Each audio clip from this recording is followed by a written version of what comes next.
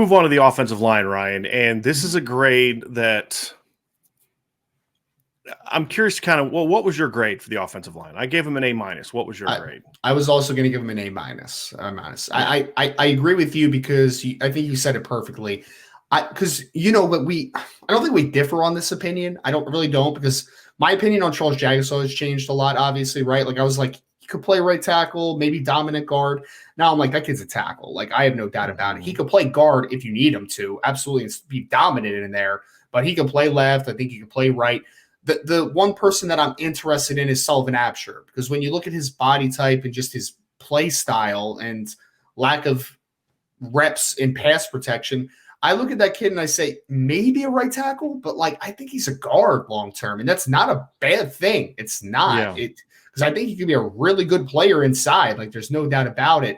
But if he is ultimately a guard on the next level, you don't have a high margin for error for a second offensive tackle in that class, because then Sam Pendleton is definitely a guard. Like, he's not going to play tackle, right? Could he move out in a pinch to get you out of a football game? It's possible, because he's a really smart football player, but he's not going to be a tackle full time. Joe Otting is going to be a pure interior player. Chris Terek is going to be a pure interior player.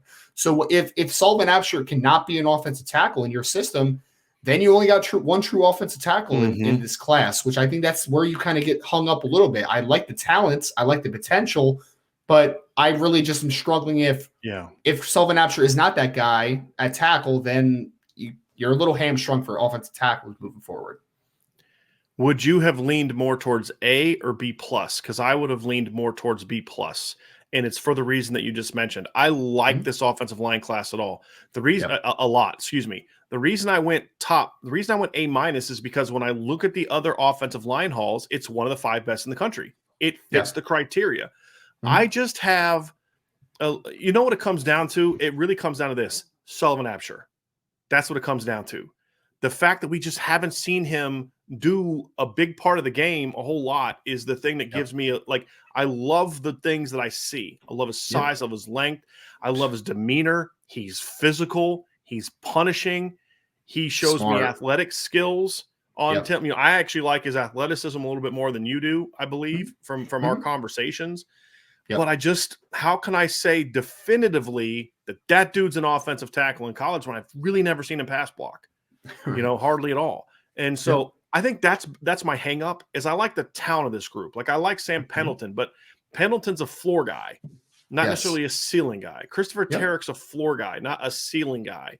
Agreed. Now, that factored into why I didn't give it an A, but in another sense, it also kind of bumped it up a little bit in some ways too, when I look at it from a depth standpoint. So, like, I didn't love the impact talent beyond Jagusah and Absher. Joe Otting, I love his talent, but he's such a low floor guy because of the body, the need to build the body up.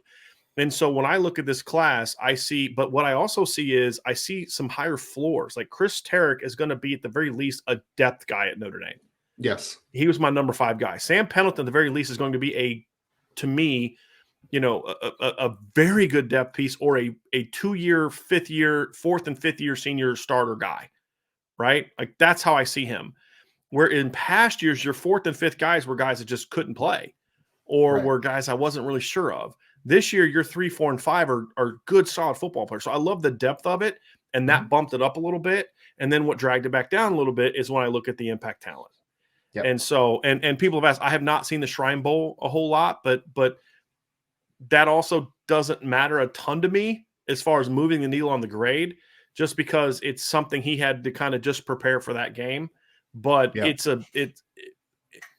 I think the talent is there. It's just the thing that gives me pause to see it. And so perhaps my grade changes when I come out with my top 100 and after the All-Star games, because I will eventually watch the Shrine Bowl and try to find some practice of the film or film of the practice during that period of time.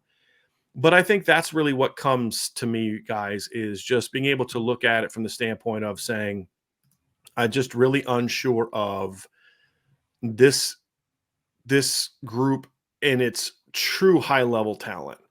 Right. So that's kind of where I kind of find that happy medium of A-, and even to a bit degree to the B+, because I think Jagusah can play left tackle for sure. But here's the thing, though. I don't know if that's where I would prefer him. You know what I mean? And so those are the things that all factored into A minus and not A.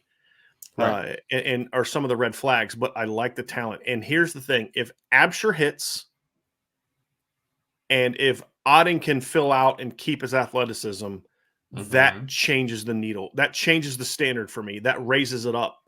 Because if those two things happen, then all of a sudden the couple concerns I have are down, and you feel fired up about it.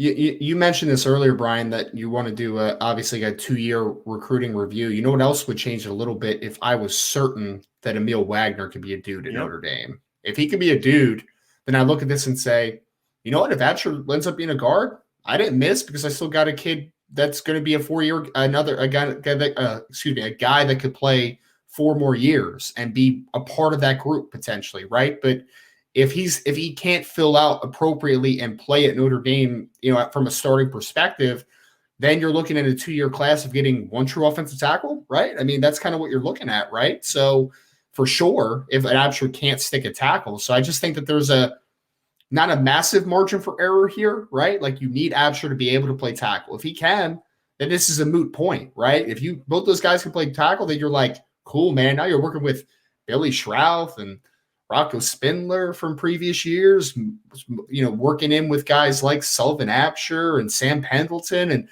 now you got options, which is always what you want on the offensive line, like always. So I trust Harry Heastand's evaluation. If he tells me that Sullivan Absher could definitely be a tackle at the next level, I'm going to give it an opportunity to play out. There's no doubt about it. It's just from a grading perspective, from what I've seen from Absher, I think he could be a damn good guard, man. Like I think that he could be a dominant player inside potentially. I really do. I mean, Brian, I remember when we first watched him together, right? I mean, like I'm still very high on him. I think that he plays with great pad level, super physical, violent upon contact, like and good foot quickness for his size. Like everything's good there, man. It's just, can he play in reverse, right? Can he play in a true pass set? And that's what we talked about with him yesterday. And he understands that. And he has a plan for that. That's why, I flat out asked Sullivan about that. Yep. And he talked about, like, I have a guy that I'm working with, right? I have some of this training that, I had to do that getting ready for the thing, and I'll get better at it. And look, Harry Heastand's not taking that kid and pushing as hard as he did for him if he doesn't see the tools too. It's just, you got to see it.